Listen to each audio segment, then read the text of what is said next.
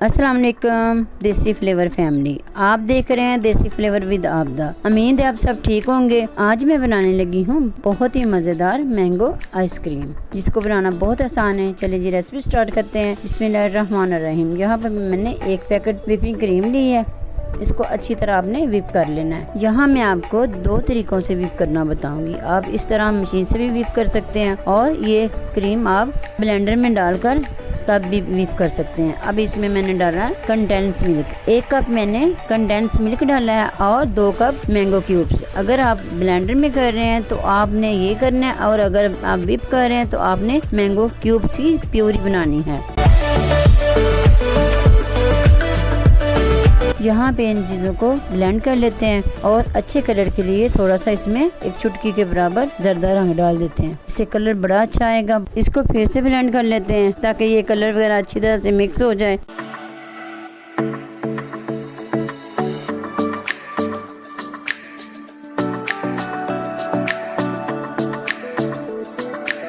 देखें जी ब्लेंड हो गया है। अब इसकी कंसिस्टेंसी चेक कर लें। इतना अच्छे से ब्लेंड हो गया। अब इसको किसी कंटेनर में या बाउल में डाल लेते हैं। अब जो क्यूब मैंने बचा के रखे थे वो भी इसमें ऐड कर लेते हैं।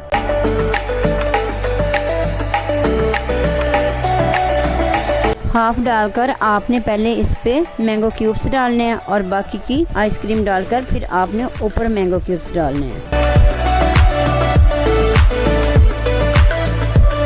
और अगर आप मेरे चैनल पे नए हैं तो सब्सक्राइब करें, लाइक करें, शेयर करें और कमेंट में मुझे बताएं कि आपको मेरी रेसिपीज कैसी लगती हैं।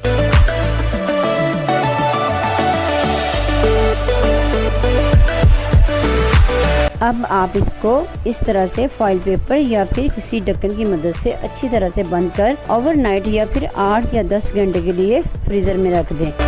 अब ओवरनाइट के बाद हम आइसक्रीम को फ्रीजर से निकाल लेते हैं और ये देखें जी माशाल्लाह से कितनी ज़बरदस्त जमकर आइसक्रीम हमारी तैयार हो गई है। अब इसको डिश आउट कर लेते हैं।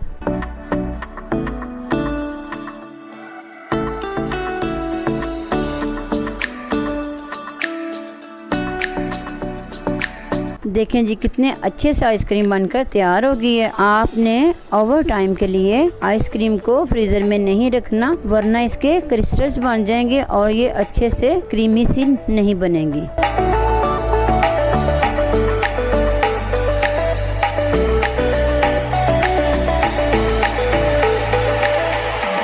इसी के साथ मुझे दें इजाज़त और अपना ढेर सारा रखें ख्याल और मुझे रखें दुआ में याद। अल्लाह हाफिज़।